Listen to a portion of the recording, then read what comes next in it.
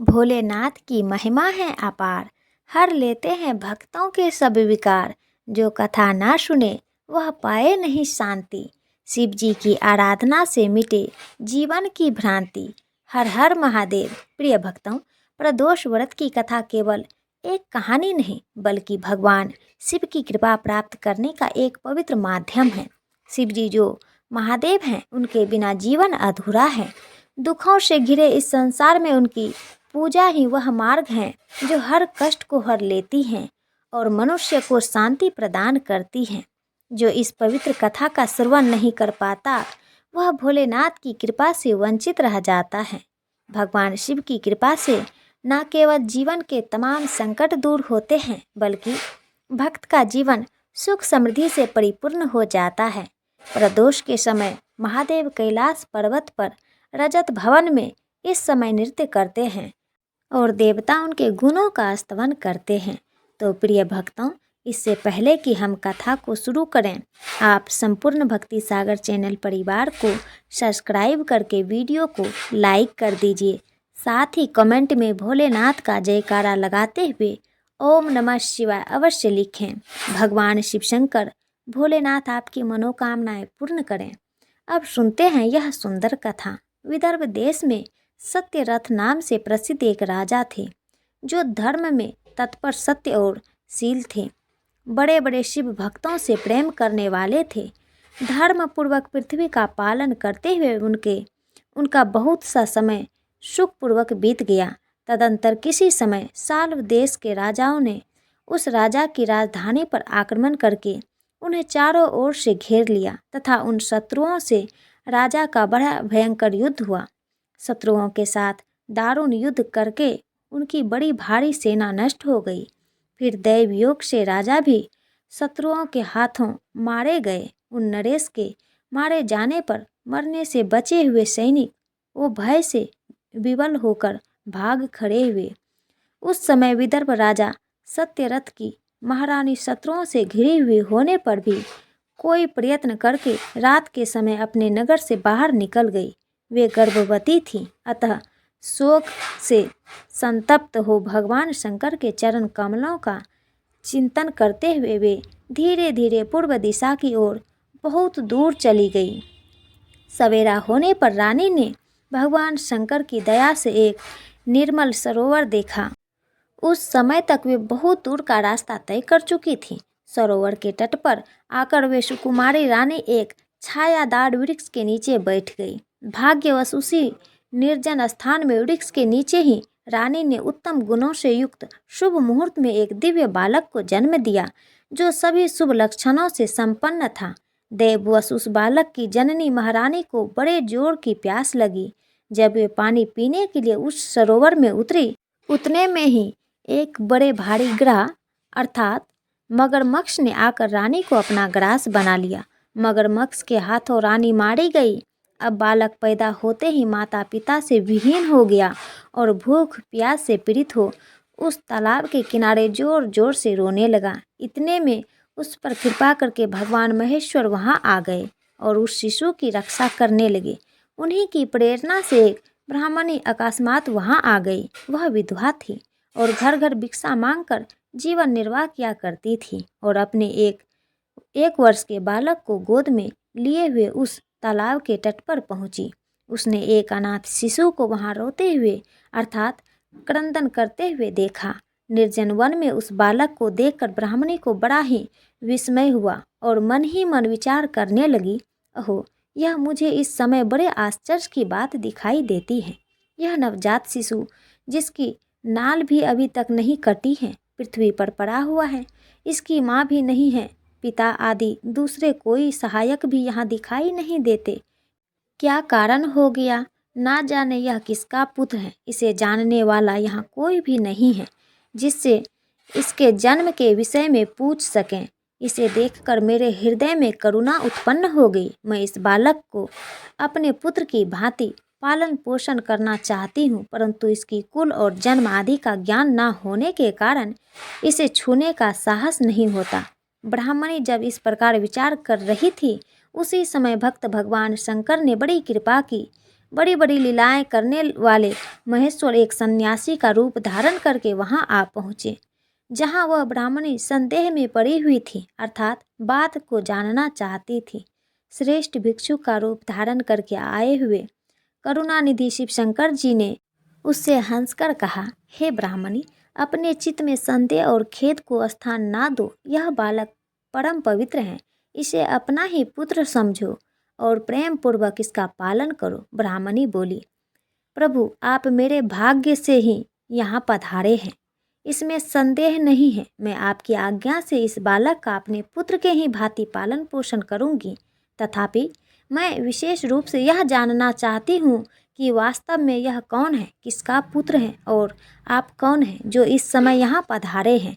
हे मुनिवर, मेरे मन में बार बार यह बात आती है कि आप करुणा सिंधु शिव ही हैं और यह बालक पूर्व जन्म में आपका भक्त रहा है। किस कर्म दोष से यह इस दुरावस्था में प्राप्त हो गया है, जिसे भोग कर यह पुनः आपकी कृपा से परम कल्याण का भागी होगा। मैं भी आपकी माया से मोहित होकर मार्ग भूलकर यहाँ आ गई हूँ। आपने ही इसके पालन के लिए मुझे यहाँ भेजा है। प्रिय भक्तों, भिक्षु रूपी शिवजी ने कहा, हे ब्राह्मणी, सुनो, यह बालक शिव भक्त विदर्भ राज सत्यरथ का पुत्र है। सत्यरथ को शाल्व देश के क्षत्रियों ने युद्ध में मार डाला है। उसकी पत्नी अत्यंत ही व्याग्र हो रात में शीघ्रतापूर्वक अपने महल से बाहर भाग आई। उन्होंने यहाँ आकर इस बालक को जन्म दिया। सवेरे होने पर यह प्यास से पीड़ित हो सरोवर में उतरी। उसी समय दैववश एक ग्रास ने आकर उसे अपना आहार बना लिया। तब ब्राह्मणी ने पूछा, हे भिक्षुदेव, क्या कारण है कि इसके माता पिता सत्यरथ श्रेष्ठ भोगों के उपभोग के समय ही बीच में ही शाल्व देश शत्रुओं के द्वारा मार डाले गए? किस कारण इस शिशु की माता को ग्रह ने खा लिया और यह शिशु जो जन्म से ही अनाथ और बंधुहीन हो गया, इसका क्या कारण है? मेरा अपना पुत्र भी अत्यंत दरिद्र एवं भिक्षु क्यों हुआ तथा मेरे इन दोनों पुत्रों को भविष्य में कैसे सुख प्राप्त होगा? तब भिक्षुक रूपी शिवजी ने कहा, इस राजकुमार के पिता विदर्भ राज पूर्व काल में पांड देश के श्रेष्ठ राजा थे। वे सभी धर्मों के ज्ञाता थे और संपूर्ण पृथ्वी का धर्म पूर्वक पालन करते थे। एक दिन प्रदोष काल में राजा भगवान शंकर का पूजन कर रहे थे और बड़ी भक्ति से त्रिलोकीनाथ महादेव की आराधना में संलग्न थे। उसी समय नगर में सब ओर बड़ा भारी कोलाहल मचा। उस उत्कृष्ट शब्द को सुनकर राजा ने बीच में ही भगवान शंकर की पूजा छोड़ दी और नगर में शोभ फैलने की आशंका से राजभवन से बाहर निकल गए। उसी समय भगवान की महाबली मंत्री शत्रु को पकड़कर उनके सामने ले आया। वह शत्रु पांड राजा का ही सामंत था। उसे देखकर राजा ने क्रोधपूर्वक उसका मस्तक कटवा दिया। पूजा छोड़कर नियम को समाप्त किए बिना ही राजा ने रात में भोजन भी कर लिया। इसी प्रकार राजकुमार भी प्रदोष काल में शिव जी की पूजा किए बिना ही भोजन करके सो गया। वही राजा दूसरे जन्म में विदर्भ राज हुआ था। शिव की पूजा में विघ्न होने के कारण शत्रुओं ने उसको सुख भोग के बीच में ही मार डाला। पूर्व जन्म में जो उसका पुत्र था वही इस जन्म में भी हुआ है। शिव जी की पूजा का उल्लंघन करने के कारण यह दरिद्रता को प्राप्त हुआ। इसकी माता ने पूर्व जन्म में छल से अपनी सौतन को मार डाला था। उस महापाप के कारण ही इस जन्म में ग्रह के द्वारा मारी गई। ब्राह्मणी, यह तुम्हारा पुत्र पूर्व जन्म में उत्तम ब्राह्मण था। इसने सारी आयु केवल दान लेने में ही बिताई, यज्ञ आदि सत्कर्म नहीं किए, इसलिए यह दरिद्रता को प्राप्त हुआ। उस दोष को निवारण करने के लिए अब तुम भगवान शंकर की शरण में जाओ। यह दोनों बालक योगों पवित्र संस्कार के पश्चात भगवान शिव की आराधना करें। भगवान शिव इनका कल्याण करेंगे। प्रिय भक्तों, इस प्रकार ब्राह्मणी को उपदेश देकर भिक्षुक भगवान शिव जो सन्यासी के भेष में थे, भक्त वत्सल शिव जी ने अपने उत्तम स्वरूप का दर्शन कराया। उन्हें साक्षात शिव जानकर ब्राह्मणी ने प्रणाम किया और प्रेम से गदगद वाणी द्वारा उनकी स्तुति की। तत्पश्चात भगवान शिव जी वहीं अंतर्ध्यान हो गए। उनके चले जाने पर ब्राह्मणी उस बालक को लेकर अपने पुत्र के साथ घर को चली गई। उस उत्तम अन्न से अपने बेटे तथा राजकुमार का भी पालन पोषण करने लगी। यथा समय ब्राह्मणों ने उन दोनों का यज्ञोपवीत संस्कार कर दिया। वे दोनों शिव की पूजा में तत्पर रहते हुए घर पर ही बड़े हुए। सांडिल्य मुनि के उपदेश से नियम परायण वे दोनों शुभ व्रत करके प्रदोष काल में शंकर जी की पूजा करते थे। एक दिन ब्राह्मण कुमार राजकुमार को साथ लिए बिना ही नदी में स्नान करने के लिए गया। वहां उसे धन से भरा हुआ एक सुंदर कलश मिला। इस प्रकार भगवान शंकर की पूजा करते हुए उन दोनों कुमारों का उसी घर में 1 वर्ष बीत गया। तत्पश्चात एक दिन राजकुमार उस ब्राह्मण कुमार के साथ वन में गया। वहां अकस्मात एक गंधर्व कन्या आ गई। उसके पिता ने वह कन्या राजकुमार को दे दी। गंधर्व से विवाह करके राजकुमार बिना कष्ट के राज भोगने के लिए जिस ब्राह्मण पत्नी ने पहले अपने पुत्र की भांति उसका पालन पोषण किया था, वही उस समय राजमाता हुई और वह ब्राह्मण कुमार उसका भाई हुआ और वह राजकुमार राजा हुआ, जिसका नाम धर्मगुप्त था। इस प्रकार देवेश्वर शिव की आराधना करके राजा धर्मगुप्त अपने उस रानी के साथ विदर्भ देश में सुखपूर्वक राज करने लगे, क्योंकि उस राजकुमार ने अपने पिता के शत्रुओं को पराजित करके अपना विदर्भ राज वापस ले लिया था। अतः जो कोई भगवान शिव के इस महात्म्य को बड़े प्रेम भाव से सुनता है, वह भगवान शिव के धाम में जाता है। और सबसे पहले प्रदोष किसने किया, यह दुर्लभ कथा इस प्रकार है। एक दिन चंद्रदेव यूं ही विचरण करने के लिए निकले थे। तब उनकी नज़र राजा दक्ष की बड़ी पुत्री रोहिणी पर पड़ी। उनको देखते ही चंद्रमा का मन रोहिणी पर आसक्त हो गया। दूसरी ओर चंद्रमा के तेज और सुंदरता को देखकर वहाँ खड़ी राजा दक्ष की 27 कन्याओं का मन भी उन पर आ गया। जब चंद्रदेव को भी इस बात का ज्ञान हुआ कि रोहिणी और उसकी अन्य बहनें भी उससे प्रेम में आसक्त हो गई हैं, तो बिना देरी किए राजा दक्ष के पास गए और उनकी 27 कन्याओं से विवाह का प्रस्ताव उनके सामने रख दिया। राजा दक्ष यह देखकर आश्चर्यचकित रह गए, लेकिन जब उन्हें अपने पुत्रियों की इच्छा का पता चला तो दक्ष ने भी हामी भर दी। इसके बाद चंद्रदेव का राजा दक्ष की 27 पुत्रियों के साथ विवाह संस्कार करा दिया गया। इसके बाद सभी 27 पुत्रियां चंद्रदेव के साथ चंद्रलोक के लिए चली गई। चंद्रदेव राजा दक्ष की 27 कन्याओं में से सबसे बड़ी पुत्री रोहिणी से ही सबसे अधिक प्रेम किया करते थे। इसी कारण वे अपना ज़्यादातर समय उसी के साथ बिताया करते थे और हर कार्य में उसको ही महत्व दिया करते थे।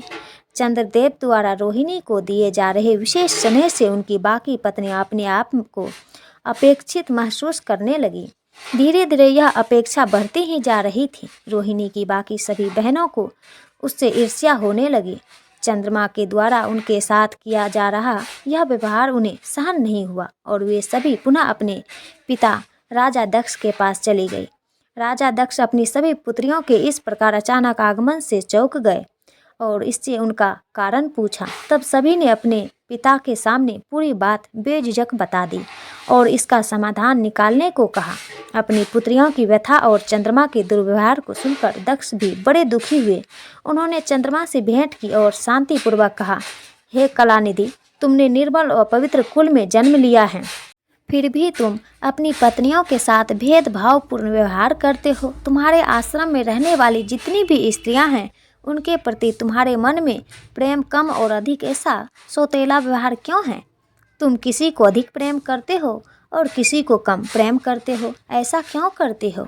अब तक जो व्यवहार किया है वह ठीक नहीं है। फिर अब आगे ऐसा व्यवहार तुम्हें नहीं करना चाहिए। जो व्यक्ति आत्मजनों के साथ विषमतापूर्वक व्यवहार करते हैं, उसे नरक में जाना पड़ता है। इस प्रकार प्रजापति दक्ष ने अपने दामाद चंद्रमा को प्रेम पूर्वक समझाया और चंद्रमा में सुधार हो जाए ऐसा सोचा। प्रजापति दक्ष वापस लौट आए। इतना समझाने पर भी चंद्रमा ने अपने ससुर प्रजापति दक्ष की बात नहीं मानी। रोहिणी के प्रति अतिशय आसक्ति के कारण उन्होंने अपने कर्तव्य की अवहेलना की तथा अपनी अन्य पत्नियों का भी ख्याल नहीं रखा। उन सभी से उदासीन रहे। दोबारा समाचार प्राप्त करके प्रजापति दक्ष बड़े दुखी हुए। वे पुनः चंद्रमा के पास आकर उन्हें उत्तम नीति के द्वारा समझाने लगे। दक्ष ने चंद्रमा से न्यायोचित बर्ताव करने की प्रार्थना की। बार बार आग्रह करने पर भी चंद्रमा ने अवहेलनापूर्वक जब दक्ष की बात नहीं मानी, तब उन्होंने चंद्रमा को श्राप दे दिया। दक्ष ने कहा कि मेरे आग्रह करने पर भी तुमने मेरी आज्ञा की अवहेलना की है। उसी क्रोध में उन्होंने चंद्रमा को श्राप दिया कि तुम्हें अपने जिस रंग, रूप और तेज पर इतना अभिमान है वह अब नहीं रहेगा। राजा दक्ष के द्वारा चंद्रमा को क्षय रोग से पीड़ित रहने का श्राप मिला, जिस कारण चंद्रमा का तेज हमेशा के लिए चला गया। अब चंद्रदेव के पास ना तो सुंदरता बची थी और ना ही पहले जैसा तेज। दक्ष द्वारा श्राप देने के साथ ही क्षण भर में चंद्रमा क्षय रोग से ग्रसित हो गए। उनके क्षीण होते ही सर्वत्र हाहाकार मच गया। सभी देवतागण तथा ऋषिगण भी चिंतित हो गए। परेशान चंद्रमा ने अपनी व्यथा तथा उनके कारणों की सूचना इंद्र आदि देवताओं तथा ऋषियों को दी। उसके बाद उनकी सहायता के लिए इंद्र आदि देवता तथा वशिष्ठ ऋषि आदि ऋषिगण ब्रह्मा जी की शरण में गए। ब्रह्मा जी ने उनसे कहा कि जो घटना हो गई उसे तो भुगतना ही होगा, क्योंकि दक्ष के निश्चय को पलटा नहीं जा सकता। उनके बाद ब्रह्मा जी ने उन देवताओं को एक उत्तम उपाय बताया। ब्रह्मा जी ने कहा, चंद्रमा देवताओं के साथ कल्याण काक शुभ प्रभास क्षेत्र में जाए, जहाँ पर विधि पूर्वक शुभ मृत्युंजय मंत्र का अनुष्ठान करते हुए श्रद्धा भगवान शिव की आराधना करें। अपने सामने शिवलिंग की स्थापना करके प्रतिदिन कठिन तपस्या करें। इनकी आराधना और तपस्या से जब भगवान भोलेनाथ प्रसन्न हो जाएंगे तो उन्हें क्षय रोग से मुक्त कर देंगे। पितामह ब्रह्मा जी की आज्ञा को स्वीकार करके देवताओं और ऋषियों के संरक्षण में चंद्रमा मंडल सहित प्रभास क्षेत्र में पहुंच गए। वहां पर चंद्रदेव ने मृत्युंजय भगवान शिव शंकर की अर्चना, वंदना और अनुष्ठान प्रारंभ कर दिया। वे मृत्युंजय मंत्र का जप तथा भगवान शिव की उपासना में लीन हो गए। ब्रह्मा जी की आज्ञा के अनुसार चंद्रमा ने 6 महीने तक निरंतर तपस्या की और विषम ध्वज का पूजन किया। 10 करोड़ महामृत्युंजय मंत्र का जप तथा ध्यान करते हुए चंद्रमा स्थित चित्त से वहां निरंतर खड़े रहे। उनकी तपस्या से भक्त वत्सल भगवान शंकर प्रसन्न हो गए। उन्होंने चंद्रमा से कहा, चंद्रदेव तुम्हारा कल्याण हो, तुम जिसके लिए यह कठोर तप कर रहे हो उस अपनी अभिलाषा को बताओ, मैं तुम्हारी इच्छा के अनुसार तुम्हें उत्तम वर प्रदान करूंगा। चंद्रमा ने प्रार्थना करते हुए विनय पूर्वक कहा, हे देवेश्वर, आप मेरे सब अपराधों को क्षमा करें और मेरे शरीर के इस क्षय रोग को दूर कर दें।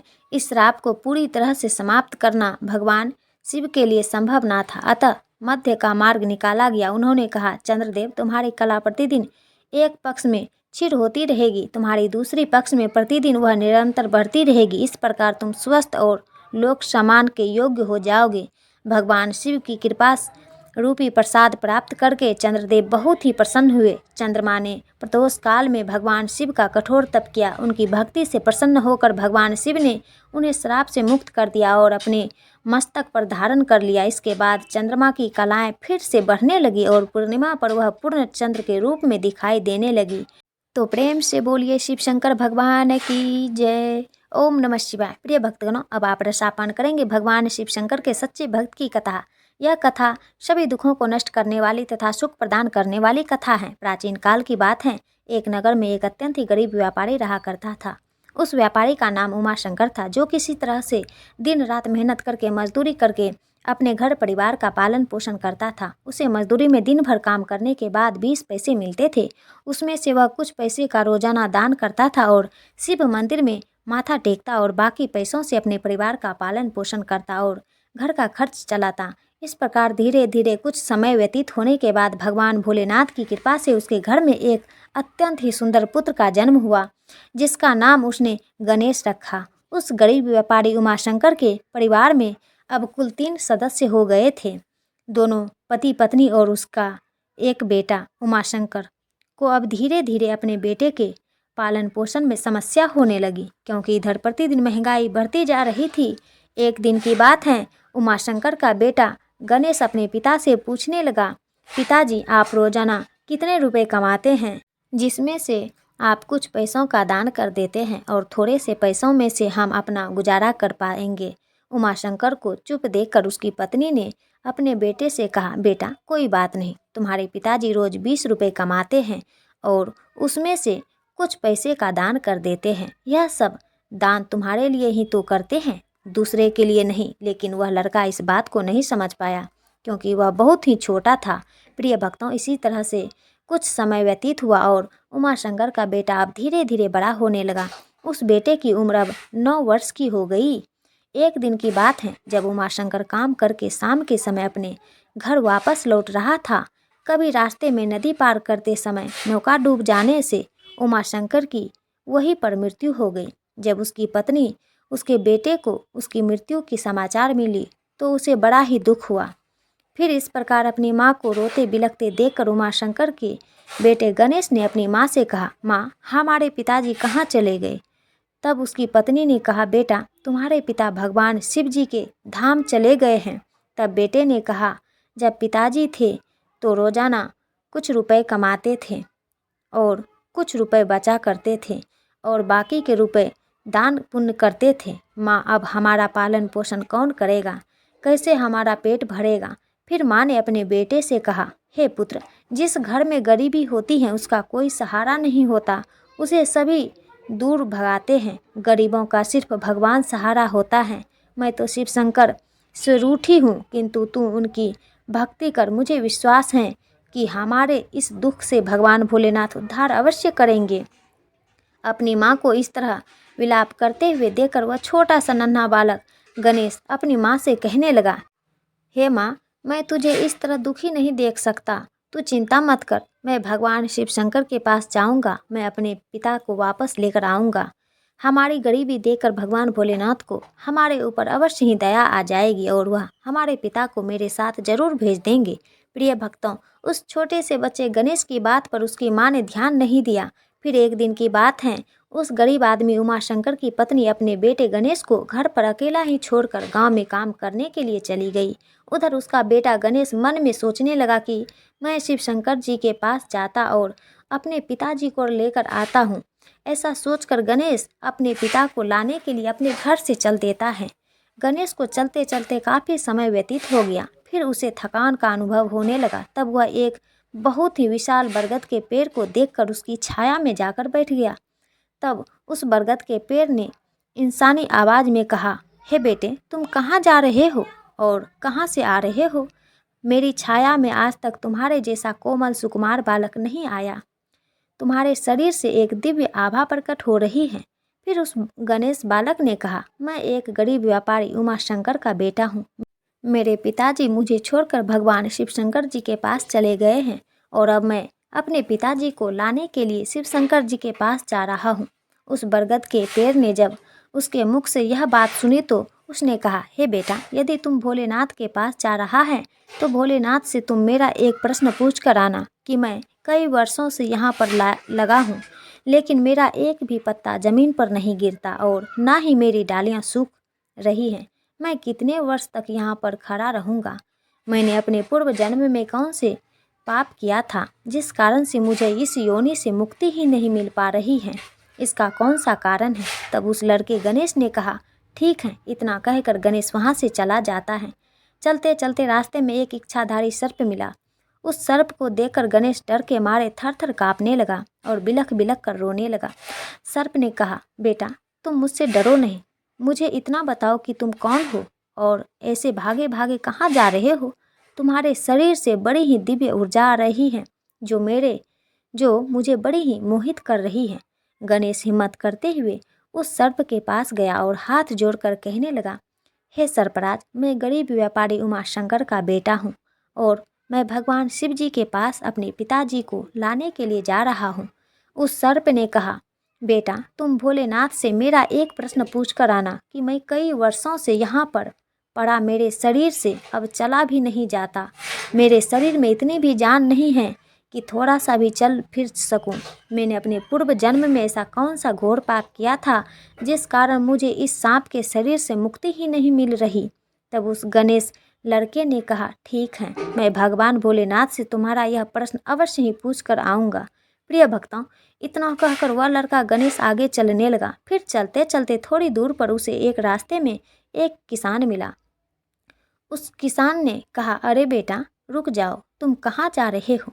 देखने में तो बड़े ही बुद्धिमान लग रहे हो और तुम्हारी आभा भी बड़ी ही ओजस्वी है। तब उस लड़के ने कहा, मैं एक गरीब व्यापारी उमाशंकर का बेटा हूँ और मैं भगवान शिव जी के पास अपने पिताजी को लाने के लिए जा रहा हूँ। तब उस किसान ने कहा, हे बेटे, मेरा एक काम करके आना, मेरा एक प्रश्न है। तुम भगवान शिव जी के पास जा रहे हो तो उनसे यह मेरा प्रश्न पूछ कर आना कि मैं इस रास्ते से आने जाने वाले मुसाफिरों के लिए कई वर्षों से कुआं खुदवा रहा हूँ, लेकिन इसमें से पानी अभी तक क्यों नहीं निकला। मैंने अपने पूर्व जन्म में ऐसा कौन सा अन्याय किया था जिस कारण से इस कुएं से अभी तक पानी नहीं निकला। मैंने इसमें बहुत सारे धन खर्च कर दिए हैं और बहुत मेहनत की, आखिर इसका क्या कारण है जिसमें कुएं में पानी नहीं निकल रहा। उस लड़के गणेश ने कहा, ठीक है, मैं भोलेनाथ से तुम्हारा यह प्रश्न जरूर पूछ कर आऊँगा।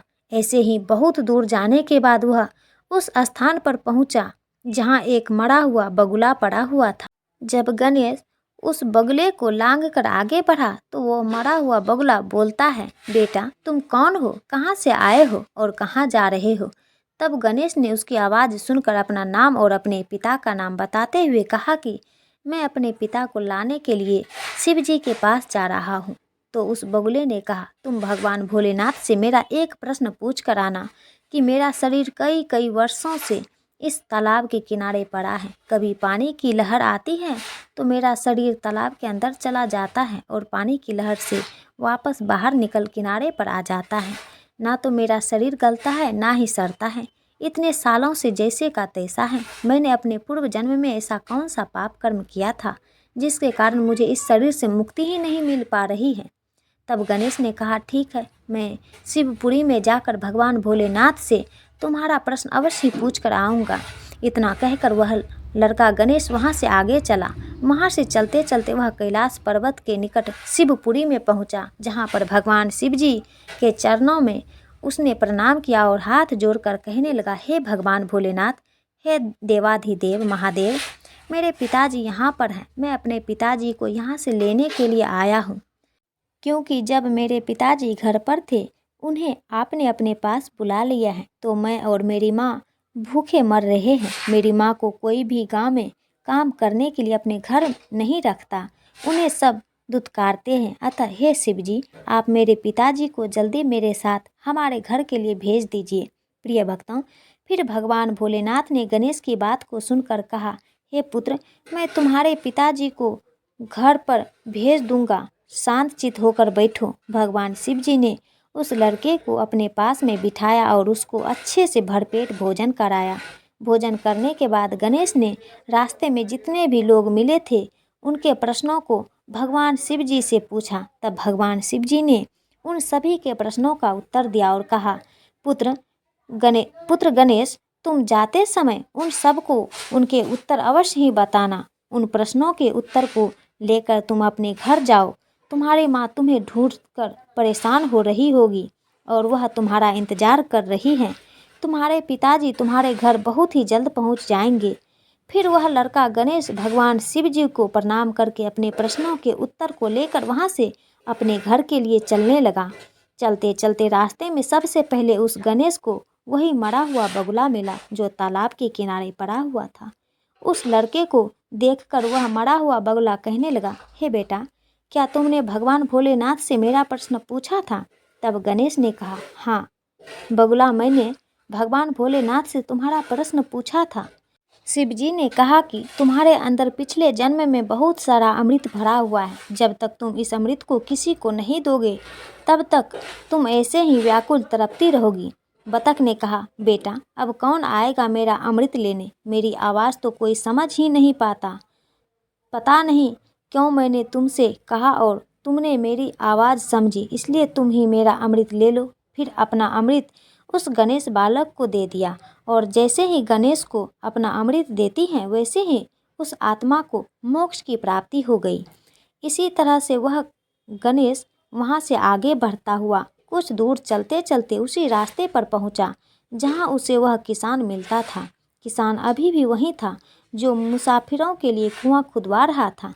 उस किसान ने जैसे ही गणेश को देखा तो बड़े ही प्रेम भाव से उदार मन से हाथ जोड़कर गणेश से कहने लगा, बेटा, क्या तुमने भगवान भोलेनाथ से मेरा प्रश्न पूछा था या नहीं। तब गणेश ने कहा, हाँ पूछा था। भगवान भोलेनाथ ने कहा कि आपके घर में एक जवान कन्या कुमारी बैठी है जब तक आप उस लड़की का विवाह नहीं कराएंगे और कन्यादान नहीं करेंगे तब तक कुएं में पानी नहीं आएगा। पहले जो तुम्हारा कर्तव्य है, कर्म है, उसे पूरा कर लो। जो ईश्वर ने तुमको जिम्मेदारी सौंपी है उस पर ध्यान दो। पहले आप कन्यादान करो, उसके बाद इस कुएं को खुदवाएं। इस पर किसान ने कहा, बेटा मैं अपने लड़की के लिए लड़का ढूंढने के लिए कहाँ जाऊँगा।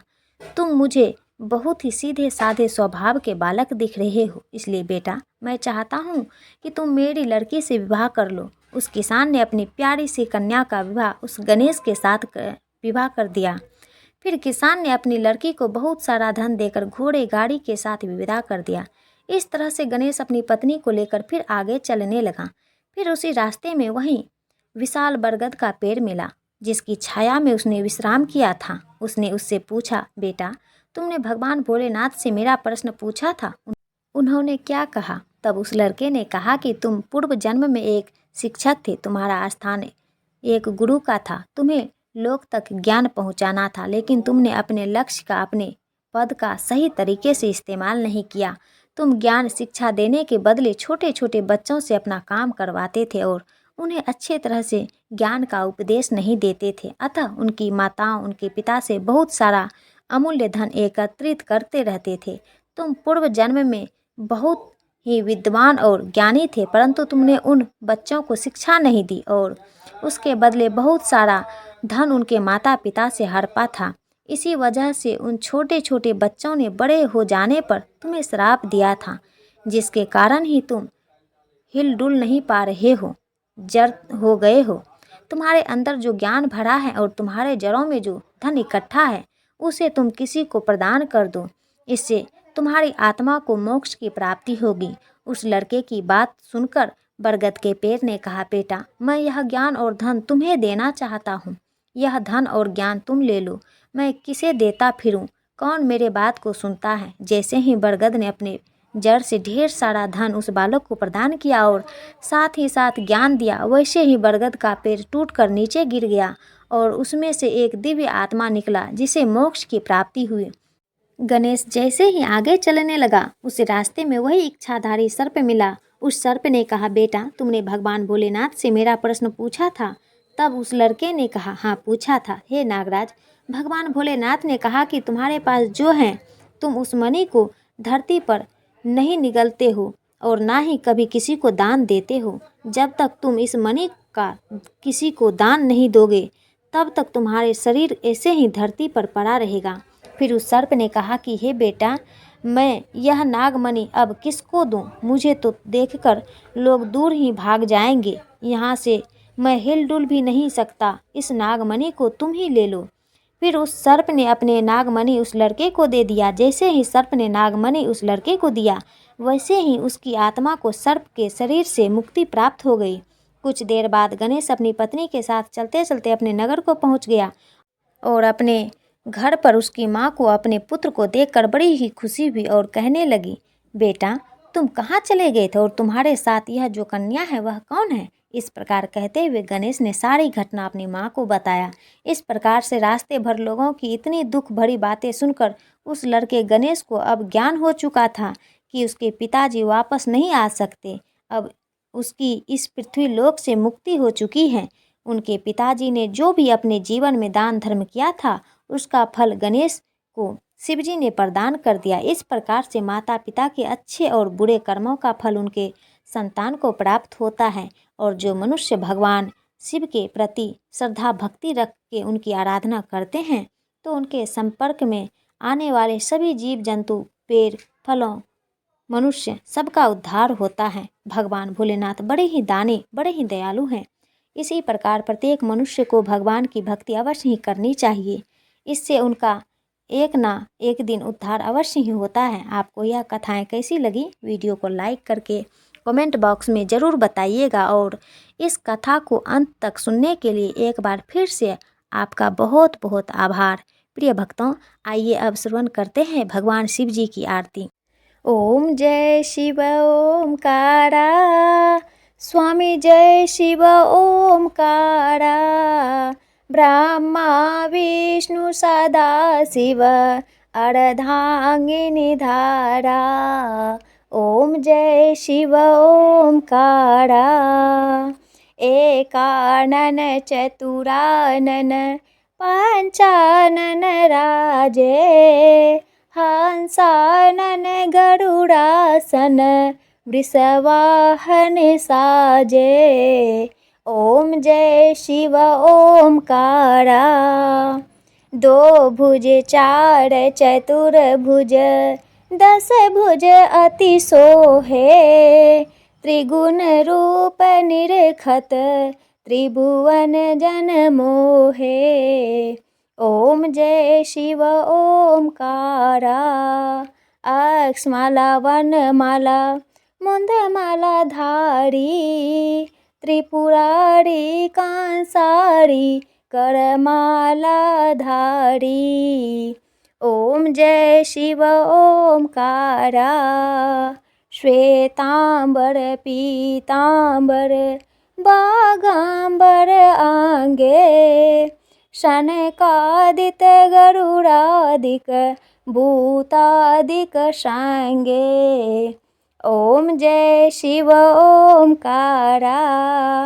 कर के मध्य कमल चक्र त्रिशूलधारी, जग करता जग भरता जग संहार की करता। ओम जय शिव ओंकारा। ब्रह्मा विष्णु सदा शिव जानत विवेका, प्रणव अक्षर के मध्य ये तीनों एका। ओम जय शिव ओंकारा। पर्वत सोहे पार्वती शंकर कैलासा, भांग धतूर का भोजन भस्मी में वासा। ओम जय शिव ओंकारा। जटा में गंग बहत हैं, गल मुंडल माला, शेष नाग लिपटावत ओढ़त मृग छाला। ओम जय शिव ओंकारा। काशी में विराजे विश्वनाथ नंदी ब्रह्मचारी, नित उठ दर्शन पावत महिमा अति भारी। ओम जय शिव ओंकारा। त्रिगुण स्वामी जी की आरती जो कोई नर गावे, कहत शिवानन स्वामी मन वांछित फल पावे। ओम जय शिव ओंकारा। स्वामी ओम जय शिव ओंकारा। ओम नमः शिवाय। नमः पार्वती पते हर हर महादेव।